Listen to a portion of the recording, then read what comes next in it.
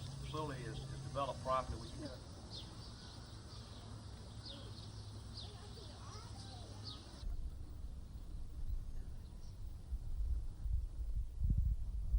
Okay, let's come on over and find Miss Reynolds.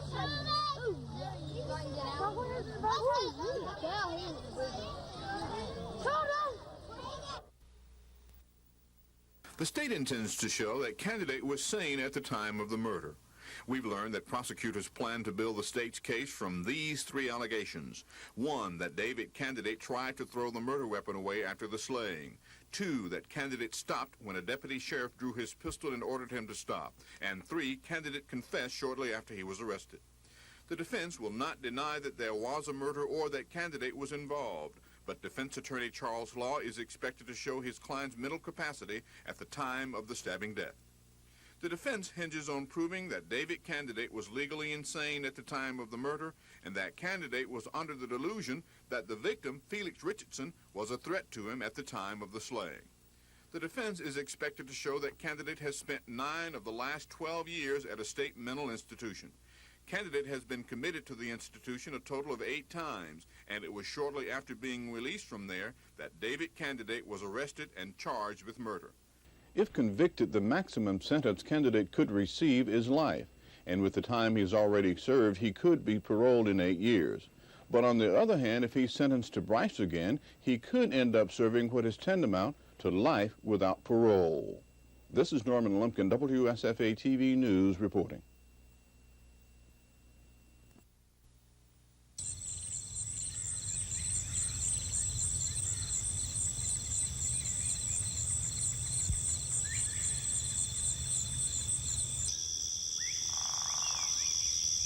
Burkeville is a community unaccustomed to change.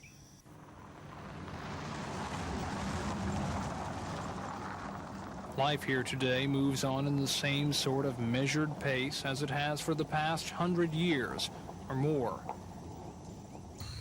Death has seen whole families come and go. People say even when the roads in Burkeville were paved, people at first didn't appreciate the idea much. So when the Burkeville post office was closed, people here got just plain mad.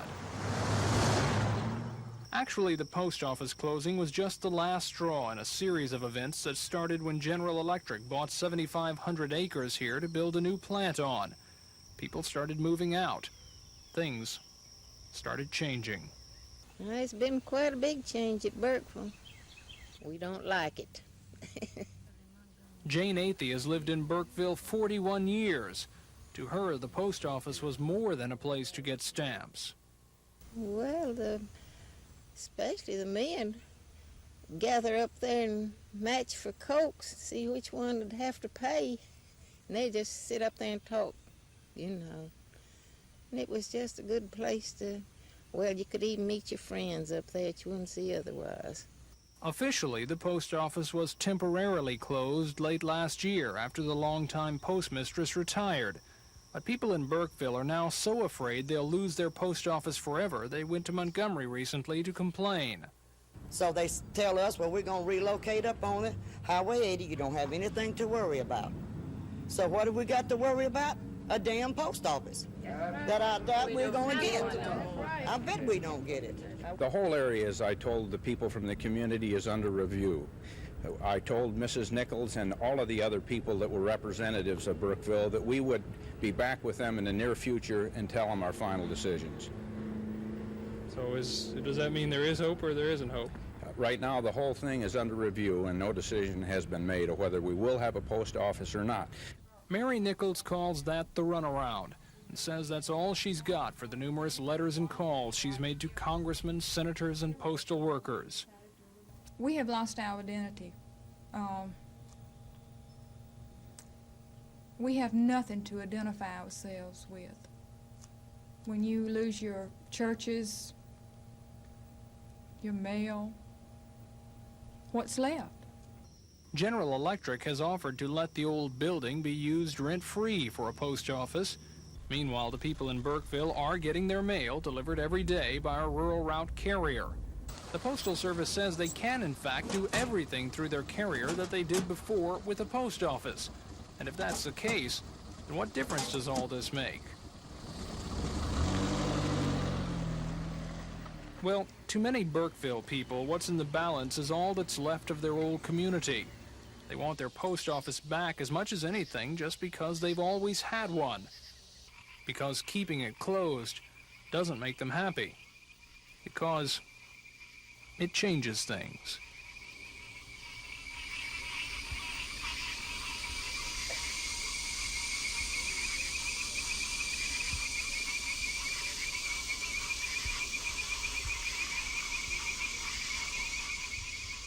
Tom Foreman, WSFA TV News in Burkeville.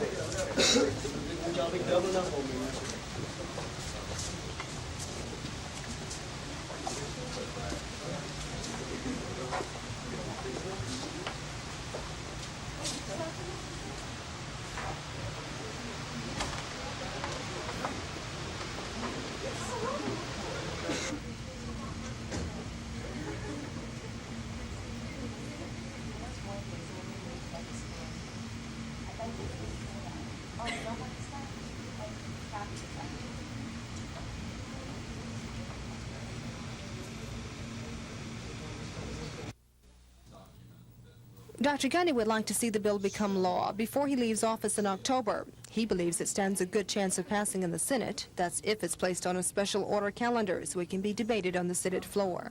I think it has a very good chance of passage, but there are being introduced this number of technicalities that have to be given serious consideration.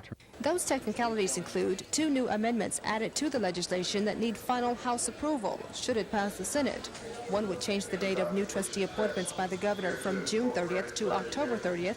The second would qualify the membership of the trustees. Under the amendment, no trustee who's been affiliated with the post-secondary education department can be appointed to the board until after a 5-year grace period. Supporters say they're confident about the bill's future in the Senate, but are worried about the outcome in the House, since a 4/5 majority vote is needed to secure passage on the final legislative day. The first time the bill came up in the House, it passed by 77 votes. 88 are needed the second time around. Well, who's going to replace Dr. Gundy when he leaves office in 3 months? Sources say Charles Payne stands the best chance of succeeding Dr. Gundy as chancellor, and Byron Causey is likely to be selected as vice chancellor. Kim Davis, WSFA TV News.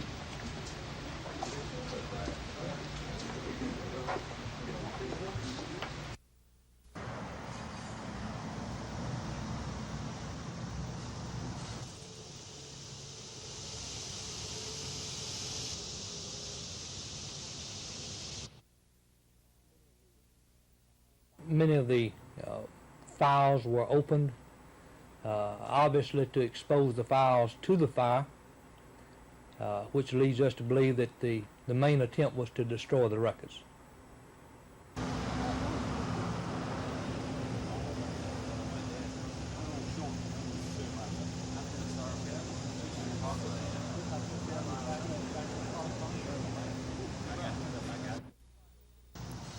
City fire officials say it was definitely a case of arson that left Southern Poverty Law Center lawyers standing outside their offices today while investigators collected evidence. Evidence, they say, indicates someone broke into the back of the building and went through several files of documents before setting the place on fire. Many of the files were opened, obviously to expose the files to the fire, which leads us to believe that the main attempt was to destroy the records. The founder of the center, Morris D., says the target of the blaze was clearly records dealing with activities of the Ku Klux Klan. We're presently involved in 2 major pieces of litigation against the Ku Klux Klan, and we're closing in on some of the top leaders of the Klan. So the most damage that was done was to the evidence room where we keep evidence against the Ku Klux Klan. So it appears that that's what they were after. Exactly how much damage was done by the fire is as yet unknown, as center officials are just starting to sift through the ashes. What is also unknown, who did it? Fire officials so far have no suspects. Tom Foreman, WSFA TV News.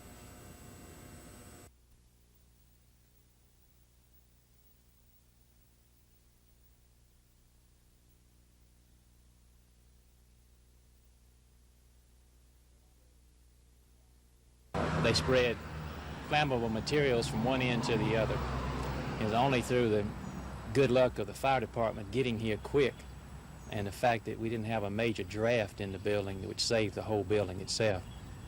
The major damage was done in our evidence rooms where we keep evidence of materials on the Ku Klux Klan. So whoever was here went straight to the evidence and attempted to burn the evidence that we have.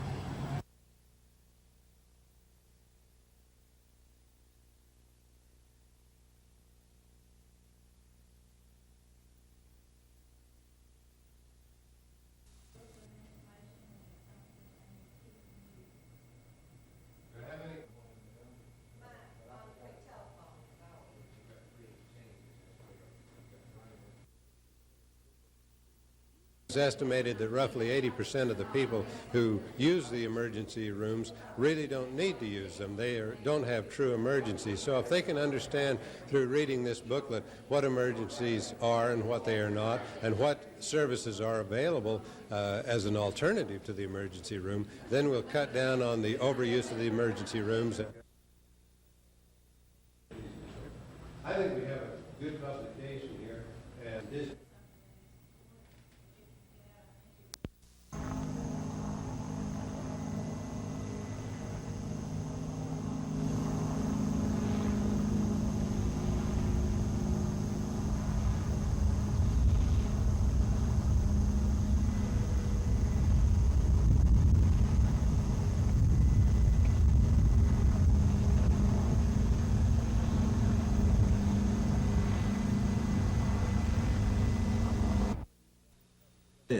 all the governor has to do is set a general election, and we've got one drawn up already. Yes, sir, Governor. And it's going to be what I suggested to you folks, November the 8th. Yes, That's sir. correct? Yes, sir, Governor. Because November the 8th is the first Tuesday after the first Monday.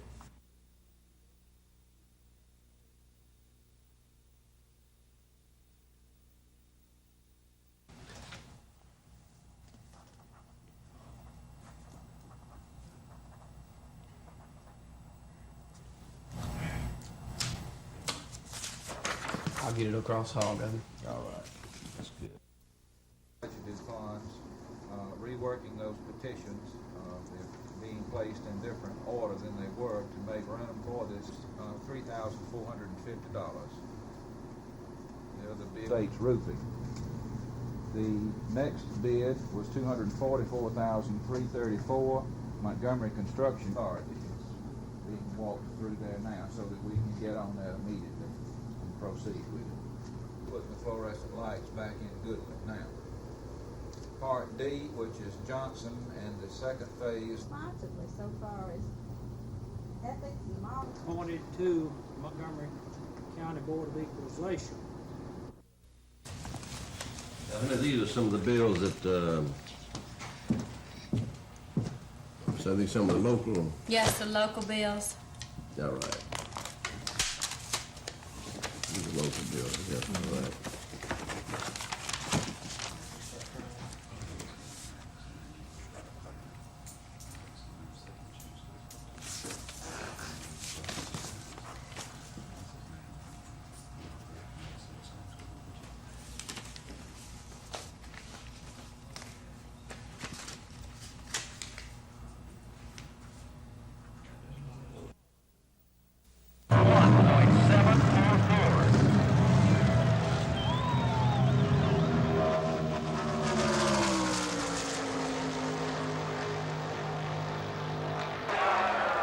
They had the car perfect for me, and all I had to do was drive it. And I guess it's just a 200-mile-an-hour race car. Everywhere we go on a racetrack this size, it runs over 200. So I just hope to do it all day Sunday.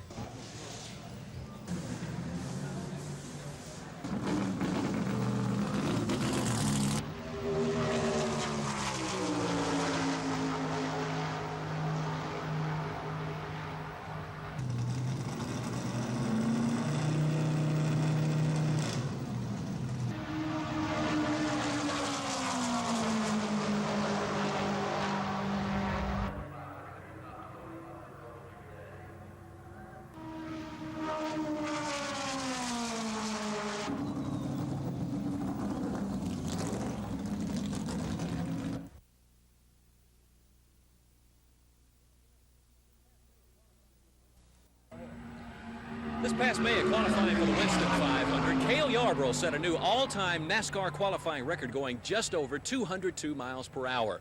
Well, coming into today's qualifying for the Talladega 500, most felt that speed couldn't be obtained, but Cale Yarborough came mighty close to it as he went over 201 miles per hour to gain the pole for Sunday's Talladega 500. And it was this run by Yarborough that set a new Talladega 500 qualifying record of 201.744 miles per hour. Needless to say, Cale was happy to once again be on the pole at the big tri-oval.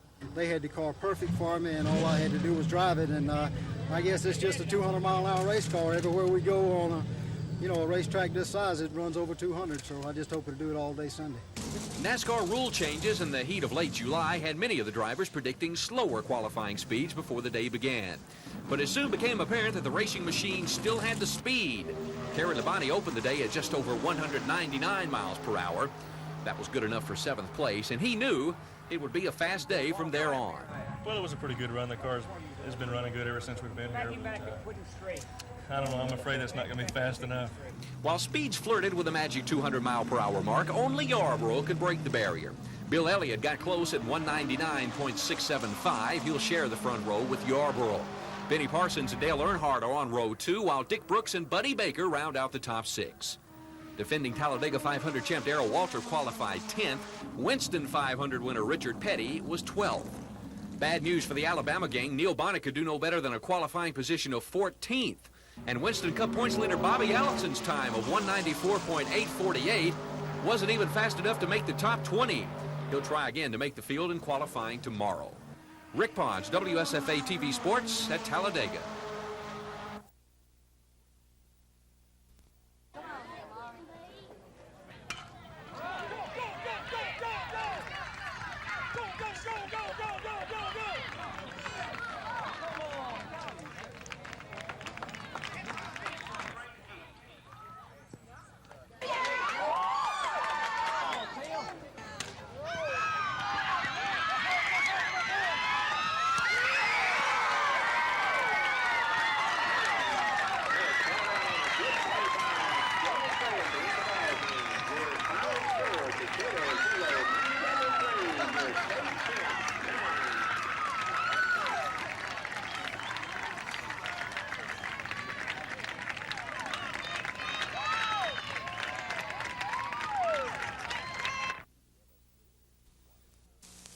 Why do we need the MX missile? Why is America involved in Central America?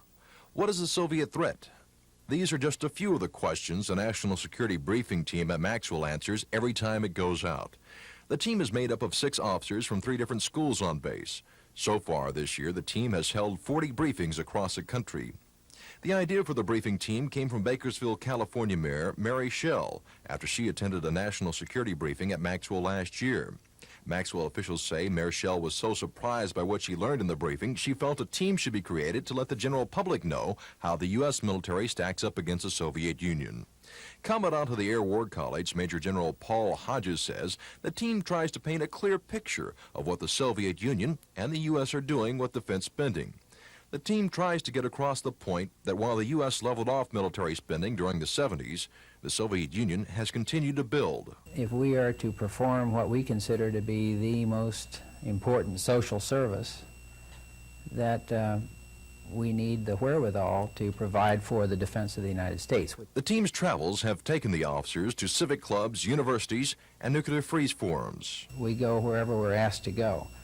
We are very much interested, however, in getting to those audiences that are anti-defense as much as we are to get to those audiences that are the pro-defense. One team member says the basic purpose is to dispel myths. He says many anti-nuclear activists are surprised to find out the Air Force wants peace just as much as they do. Don Phelps, WSFA TV News. Then everything at Fort Toulouse that the Historical Commission has planned will come to of Alabama. And I feel that we should all make this decision jointly. I feel like I've had mine in the sunshine. And I thought it was resolved at that time that a replica of Fort Toulouse was going to be built in the area and Fort Jackson was going to be developed, and yet it was still going to be Fort Toulouse. All your school books talk about Fort Toulouse. So why are we so dead set if something's off and go? Here in Elmore County. I'm in Elmore County and born and bred, hopefully.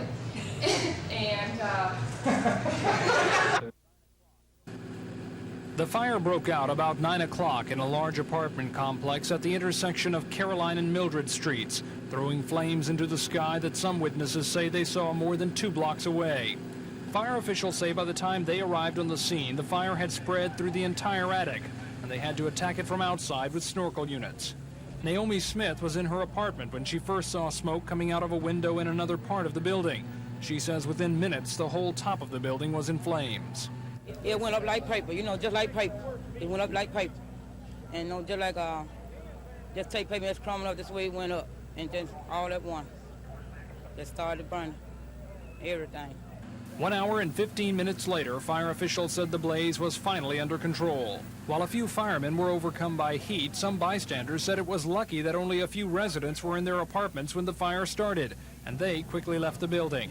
Now, fire investigators are just starting to figure out exactly where and how the fire began. Tom Foreman, WSFA TV News.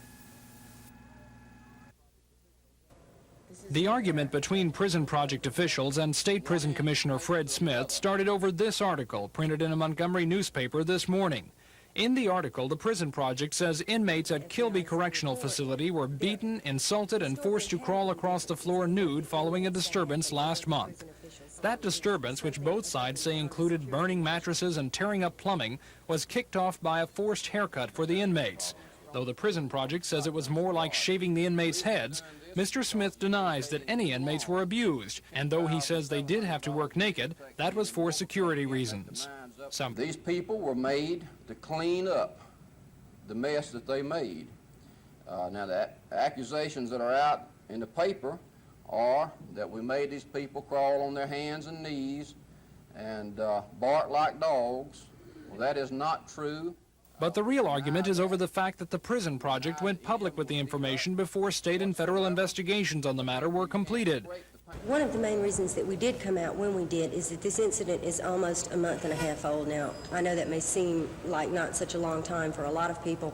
Our concern is the inmates that are still in there and possibly... But Mr. Smith says what happened is that only one side of the story was told. His reaction to that?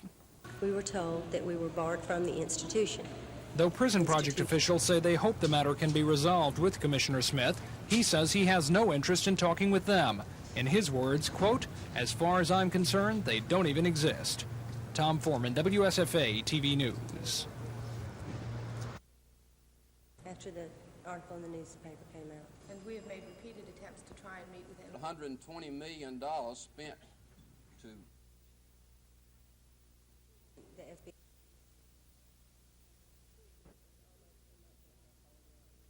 This incident is almost a month and a half old now. I know that may seem like not such a long time for a lot of people. Our concern is the inmates that are still in there and possibly still being retaliated against.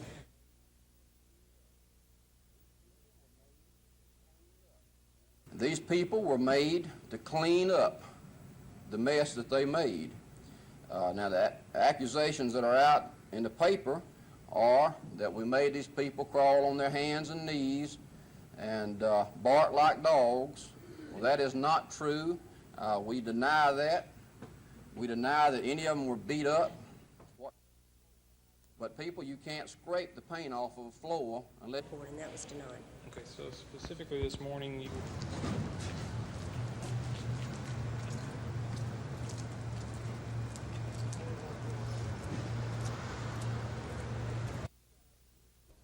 Candidate testified that he stabbed Felix Richardson to death because Richardson threatened him and made racial remarks toward him.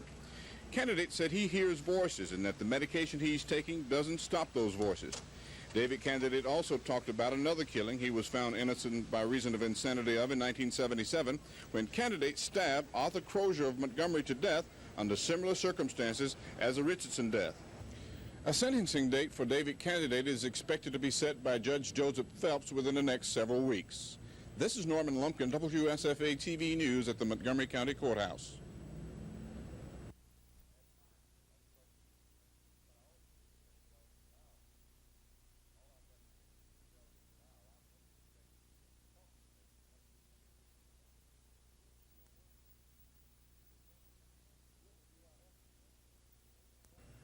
If through our efforts of helping them economically and militarily, we help them stabilize their economy better, if we help them deter outside intervention in their country, and if during the process they make some changes in human rights, then that's the way to help eventually stabilize El Salvador. So I support military assistance. Where I do disagree strongly with the president is when he sends the signals that they don't really have to make the changes in human rights.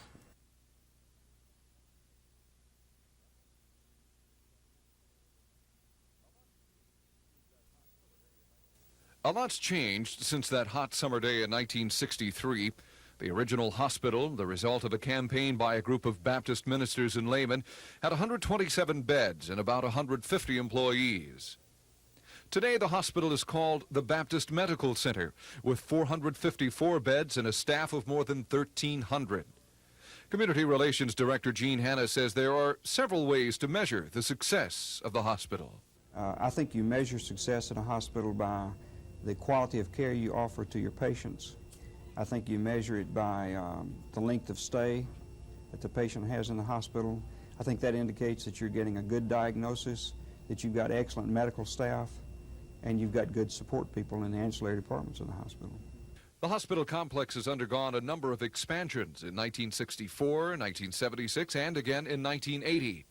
And on the drawing board, a 12-story addition to the medical center complex, a 100-bed retirement center to be constructed just off the southern bypass, and a 100-bed addictive disease treatment facility also to be built somewhere near the medical center.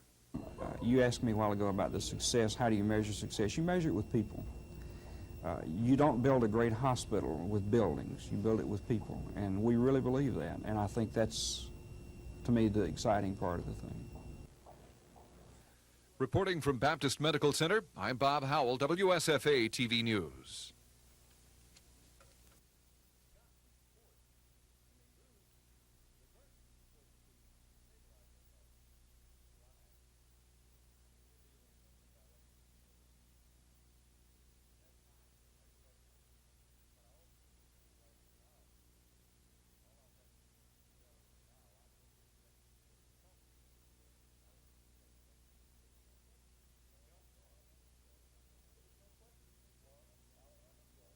There's no question. Florida, Alabama, and Georgia become critical to me.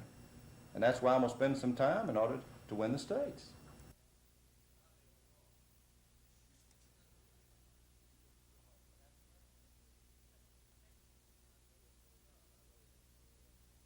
I may or may not. I know that these gentlemen who've come down to our office here are all fine individuals, and I know that the one who's here now would make a fine candidate and a fine president.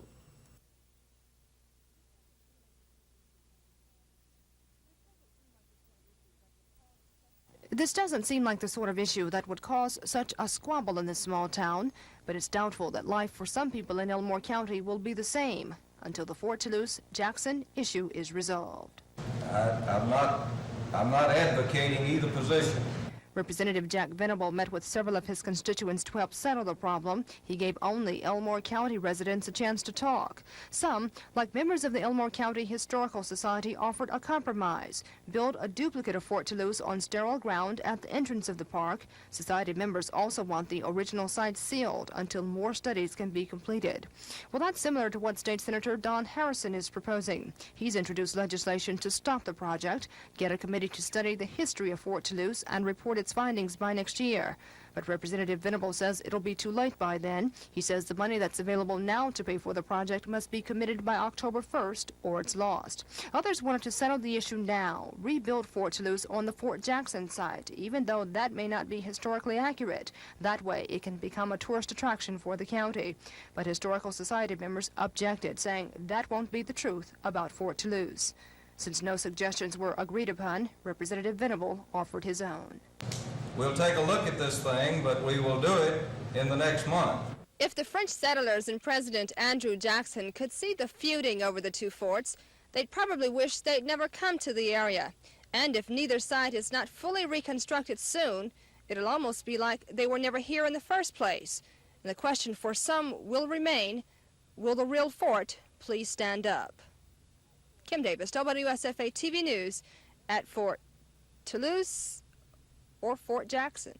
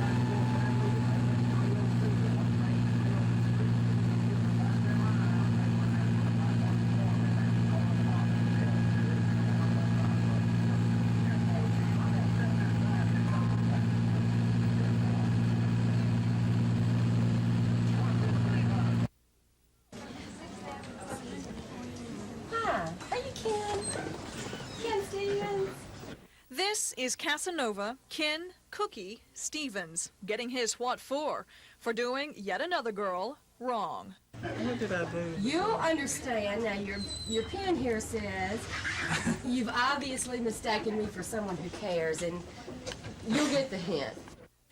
Ken got caught by the dirty deeders, and now everyone in his office knows for sure that Ken, who may look innocent, is really a certified Casanova who enjoys short romances, unlasting moments, shallow feelings, and summer flings. Official Casanova certificate. Why would you get that? I don't know. I've never done anything wrong. Dirty deeders are at your disposal and aren't prejudiced. They'll pull practical jokes on anyone. Gina Gregory, WSFA TV News. The legislature spent a very productive night working on Monday. The House and Senate passed and sent to the governor more than $65 million worth of revenue bills. They passed the administration's $1.5 billion education budget, and they passed a proposed new constitution. The governor has signed most of the bills passed by the legislature this week, including one providing for stiffer penalties for drunk drivers. The regular session ends Monday, August 1st. Meanwhile, the governor has set another date for legislative elections. That came after a federal judge ruled that Mr. Wallace must give parties more time to hold primaries if they want to. The new election date is November 8th. A Montgomery County Circuit Court jury has found David Candidate innocent of the murder of Felix Richardson back in 1981. Candidate's attorneys argued during the trial that he was insane at the time of the incident. In Bay Minette, Johnny Harris didn't fare so well in court. He received his second conviction for the stabbing death of a prison guard. Harris was convicted first in 1975, but that one was overturned. After the second guilty verdict, Harris says he's still innocent. And 23-year-old Donnie Sullivan has been sentenced to 15 years in prison for his part in what's called the state's biggest robbery. That robbery happened in 1982 at the Montgomery Civic Center, where more than $2 million in rare coins, gold, and silver were stolen. Lois Russell, WSFA TV News. Tonight was the annual Yellow Dog Democratic Dinner. It's a fundraising event held in Birmingham. The drawing card was Democratic presidential hopeful Walter Mondale, former vice president with Jimmy Carter. But the conversation centered on state politics and more specifically the fall legislative elections. All day, the executive board of the executive committee has been talking about what the Democratic Party is going to do, have a primary or handpick its nominees. Democratic Party Chairman Jimmy Knight says the executive board voted to handpick its candidates. But it would be simply a waste of the taxpayers' money just a few short months after having had a primary last year to have another one this year. With the consensus of the citizens and the Democrats of Alabama that I've talked to, that they prefer the State Democratic Executive Committee to nominate its nominees. But the executive board's vote is merely a recommendation to the 140-member executive committee. The executive committee will vote through the mail during the next 2 weeks on whether it will adopt the board's recommendation. Many rank-and-file Democrats support this preliminary decision and say they'll abide by the committee's choices in the legislative seat. But some others publicly agree and privately feel this process isn't what the Democratic Party should do. Chris Grimshaw, WSFA TV News in Birmingham. So, since it goes into effect immediately, be careful any of you on the way home today. Signing the drinking age bill, hopefully next week. But we sincerely hope that, of course, this is going to do what it's intended to do, and that's to let the people know if they're going to drive intoxicated and they're caught, they're going to pay a very stiff penalty for it. Yeah, Jimmy. Yeah, buddy. Glad to see you here. Miriam, how are you? Beginning of this program and to push this type of legislation. General, anybody? Yes, Attorney General's here. Charlie? That the Supreme Court of the United States ought to do one or two things. They ought to go ahead and let them enforce the death penalty or do away with it and quit fooling around. And I think that if we do that, they would do that, then we know where we stood. But anyway, this is a good start, great start here in Alabama. Thanks to these people here. When the green flag falls Sunday at Talladega, many of the 100,000-plus spectators will be cheering the local boys, Bobby Allison and Neil Bonnet. The Hueytown duo, better known as the Alabama Gang, love nothing better than to race on the home track.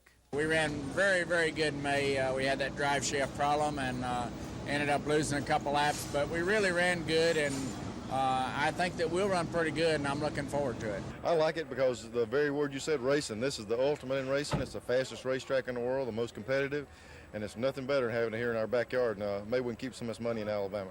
This has been a good year thus far for both drivers. Both have scored major wins, and Allison is sitting on top of the Winston Cup point standings, while Bonnet is well within range of reaching the top. This past May at the Winston 500, Bonnet ran neck and neck with Cale Yarborough for much of the day before this mid-race wreck wiped out both cars. He hopes for better luck on Sunday. I'd like to think I could get up there and go with them like that. It's going to be some 200-mile-an-hour racing for sure, and there's nothing more enjoyable than at this big old racetrack being able to get in that lead pack and really let these cars turn loose and run. So maybe we'll be that good at this race too. It's going to be another great race for sure. Winston Cup circuit is so competitive that all it's done is make the guys work a lot harder. It hadn't changed the competition any. Neil Bonnet and Bobby Allison both looking to do well at home on Sunday. Rick Pons, WSFA TV Sports in Talladega. Last year during the NFL strike, Earl Campbell said he would play only 2 more years in the National Football League. This past week at training camp, I asked him if this season and next would really be his final ones in NFL play. Definitely. I've got some other things I'm interested in, and, I said before, there's a lot in life I've missed, and I want to try to catch up before I get too old, And I asked the good Lord to bless me to play 7 healthy years, and this is 6, and next year's going to be 7, and I'm not going to push the issue. I don't think anybody believes you'll do that, though, Earl. Oh, well, I've been told that, too. I begin to think about it more and more myself. And when I was home, my mom asked me about it, and I said 1 more.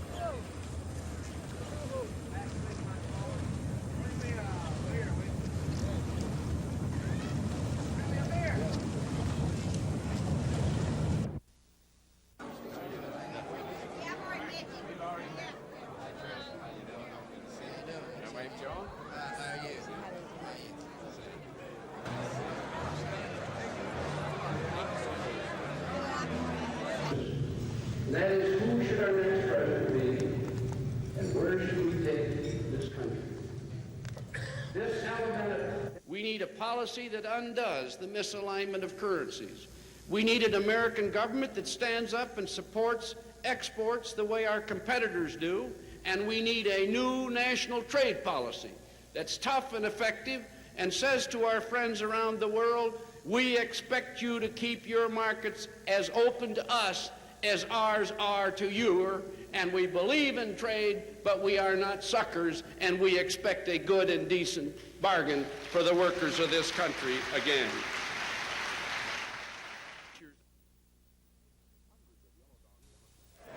Hundreds of Yellow Dog Democrats gathered in Birmingham last night to reaffirm their slogan, preferring to vote for a yellow dog before a Republican. But it doesn't look like these Democrats will get to cast a vote deciding which among them will represent the party against the Republicans this November. Party Chairman Jimmy Knight says the Executive Board has made a recommendation. The recommendation is that the State Democratic Executive Committee nominate its nominees for the legislature for the November 8th election. And during the next week to 10 days, the 131-member Executive Committee will decide if it wants to accept this recommendation. Many Democrats think it will and are ready to stand by the decision. And that would put us in the best possible position to take on any Republican opposition. You don't feel any rights are being infringed through certification, even in those areas where there are two incumbents? Oh, absolutely not. Others aren't as enthusiastic about their support. I would like to see a primary. That would be my preference, but I can certainly abide by whichever means they choose to do it. And still others, who won't say it out loud, think the handpicking of nominees could come back to haunt the party they say was built on the premise of allowing the people to vote. Chris Grimshaw, WSFA TV News in Birmingham. Somebody need to do something and do it quick. There's too many people out of work. There's nothing coming down, everything is going up. So we need help. Common people need help. People that's not working is costing everything that the American people that is working can make to take care of the people that ain't working. And we're giving too much away overseas. That's the way I see it. I think Emory Farmer is the finest mayor that any city in Alabama has ever had, and I wish we had one like him in every city. There's no place like Prattville. Everything's lovely.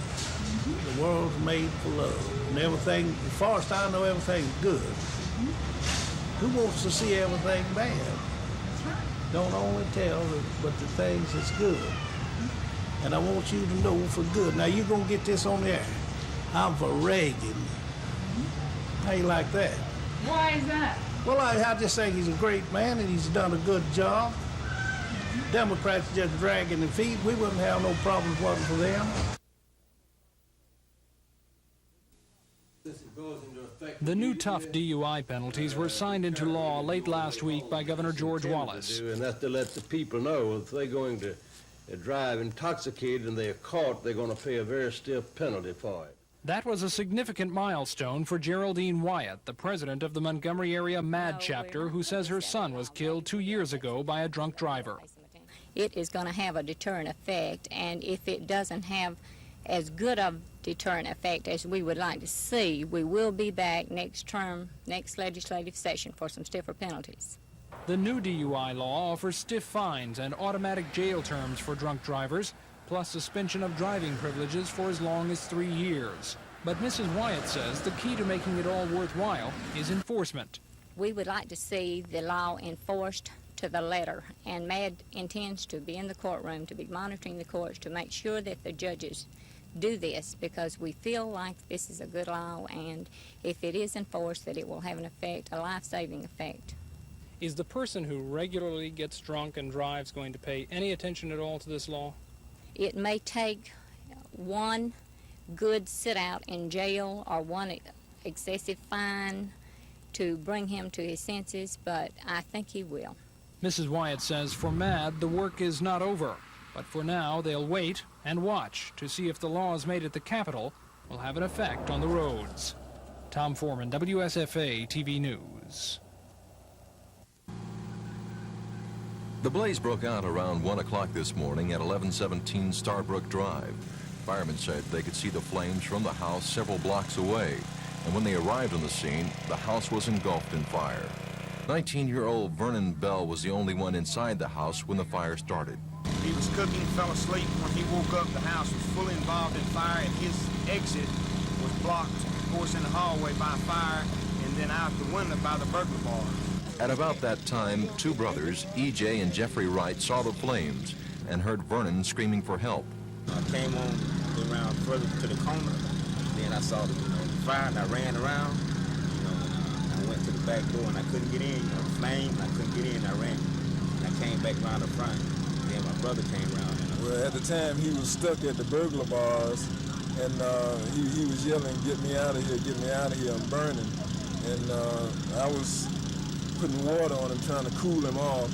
And while I was cooling him off, my brother, he was trying to pry the burglar bars loose, and then I gave him a hand, and we got the burglar bars off. Had the burglar bars not been removed by the residents, he surely would have died standing at the window. Vernon Bell was treated on the scene of the fire by paramedics for second and third degree burns. Paramedics say the burns covered 30 to 40% of his body. He's currently undergoing treatment in a local hospital and is listed in stable condition. Firemen say the blaze was started by the food left on the stove.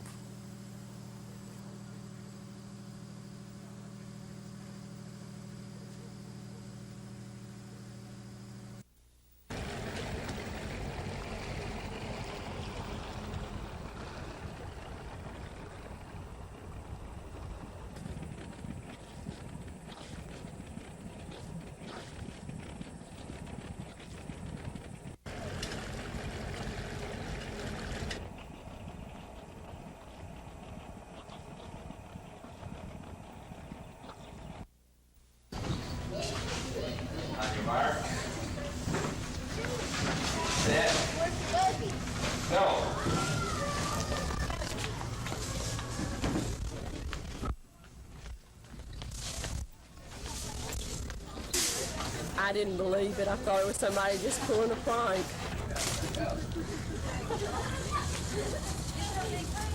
Hurry up, get the out!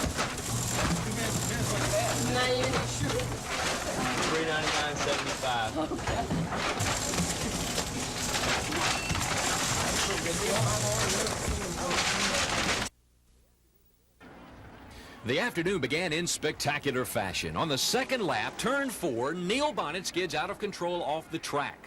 His momentum carries him across the track and away from danger. But that sets off a chain reaction. Grant Adcox hits the oil and then the wall.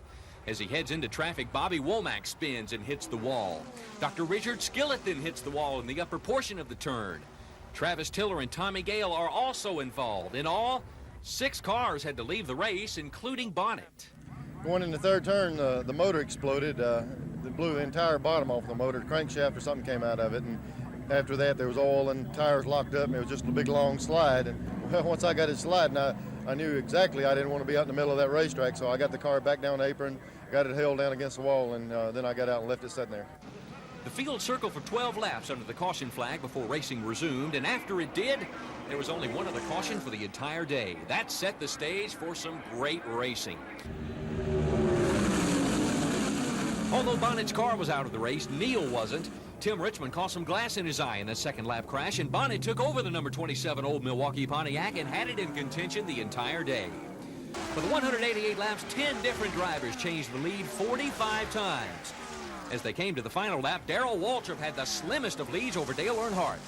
But as they headed to the stretch, Bobby Allison, a lap behind the leaders, got behind Earnhardt coming to the third turn, and the draft helped Earnhardt overtake Waltrip.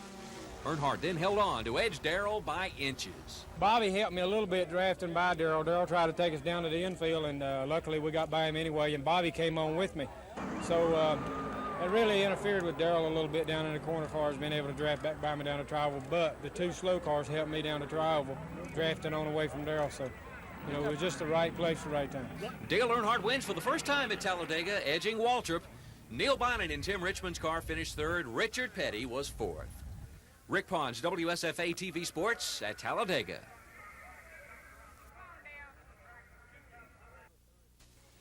Bottom of the third, no score. Bobby Brown, the batter. Craig McMurtry on the mound. The pitch, a long drive to right field. It's gone for a home run. 1-0 Padres lead. Top of the fourth, Mark Thurman pitching, Glenn Hubbard the batter. He hits a soft liner to Gary Templeton. He makes the catch. Chris Chambliss was running. He gets doubled off second. Then the throw to first to get Terry Hopper, a triple play. Now we go to the top of the fifth. Still 1-0 Padres. Dale Murphy with a liner to right. Tony Gwynn makes the catch but drops the ball. Brett Butler rounds third. The throw home not in time. It's a 1-1 tie. Bottom of the fifth, still 1-1. Tony Gwynn with a ground ball that makes its way into right field. Gary Templeton scores. Rupert Jones will come home to give the Padres a 3-1 lead. They go on to win it 5-2. I'm Dennis Quinn for NBC News. When this transmitter was built in the early 1950s, its technology was state-of-the-art, and at that time, black and white television was where it was happening. But more than 30 years and many kilowatts later, this old transmitter is straining its antique tubes just to stay on the air. Replacement parts are, of course, almost impossible to find. And public TV officials say Channel 26 would have had a very hard time staying on the air if it hadn't been for a commercial station giving them an old transmitter to take parts from. But now there's excitement in the transmitter building at Patterson Field because a new electronic marvel, again state-of-the-art, is waiting in the wings for its turn to energize the Alabama airwaves with programs like Nova, Masterpiece Theater, and the Electric Company. But problems ride on the back of progress. The new transmitters, because there will actually be two, are 37 feet long. The building is 36 feet. And then there's the old transmission line and antenna that can't take all the power the new transmitters can pump out. So unfortunately, to begin with, the quality of the signal may not be, that much difference. But as soon as this has been accomplished, then we'll rip out the old transmitter and put the entire new transmitter in. Hopefully by then we will have the funds available to replace the transmission line and antenna, and a great improvement should be seen. If WAIQ's request is approved by the Federal Communications Commission, the station's output could go from just less than 250,000 watts to 1.25 million. Installation of the new equipment is to begin next month, and it'll be time to say goodbye to an old friend. Broken meter faces, hand smudges, tubes, and all. Some public TV officials say the old Channel 26 transmitter might be a good beginning for a television museum. Dennis Latham, WSFA TV News.